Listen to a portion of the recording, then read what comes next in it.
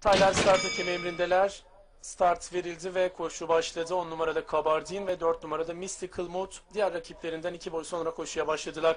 İç kulvardan gelen 9 numarada Chiros koşudaki liderliği almayı başarmıştı. Farkı yarım boya kadar çıkardı ancak orta kulvardan atak yapan 11 numarada 3 zirve bu safkanı yakaladı ve bu iki sağ yönde liderlik mücadelesine başladılar. 3 boy kadar geride iç kulvara yakın. 2 numarada Elbi, bunların dışında 3 numarada Onurlu 2,5 boy kadar geride. 7 numarada Ceyhun'dayım 1600 metre start yeri geçildi, 2,5 boy kadar geride.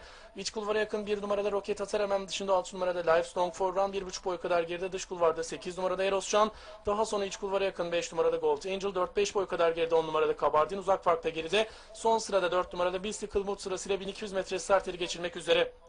9 numarada Chiros yarım boy farkla kaçıyor. 2 numarada Elbi onu ikincilikte takip ederken 1,5 boy kadar geride. Üçüncülükte şimdi 3 numarada Onurlu var.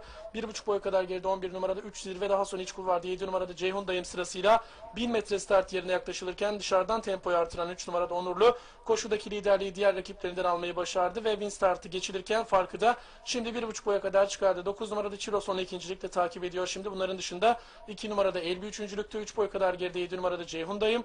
Daha sonra 11 numarada 3 zirve, bariyer dibine yakın 1 numarada Roket Atar, yarım boy geride orta kulvarda 6 numarada Livestrong for Run. Bunun dışında 8 numarada Eroscan 3 boy geride. 5 numarada Gold Angel sırasıyla koşuda artık son 600 metre geçirmek üzere. Orta kulvarda 3 numarada Onurlu koşunun lideri, fark 1 boy kadar. İkinciliğe bu kez dışarıdan gelen 2 numarada Elbi sokuldu ve son düzlüğe yaklaşılırken öndeki rakibi 3 numarada Onurlu'yu yakalamaya çalışıyor. 1 numarada Roket Atar da üçüncülükte şu anda grubun 5-6 boy kadar gerisinde. Koşu üçüncülükte seyrediyor 1 numarada Roket Atar.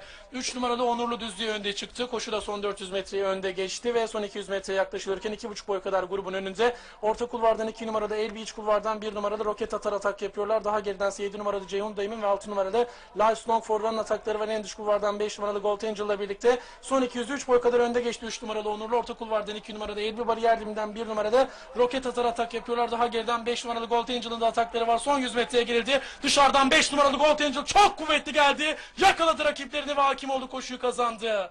3 numaralı Onurlu ve 2 numaralı Elbi ikincilik için bitiriş çizgisine birlikte geçerlerken 1 numaralı Roket Atar koşuyu 4. olarak tamamladı. Sonlarda çok kuvvetli bir atak yaptı 5 numaralı Gold Angel ve Gökhan Gökçeri İzmir'de yapılan ilk koşuyu kazandı.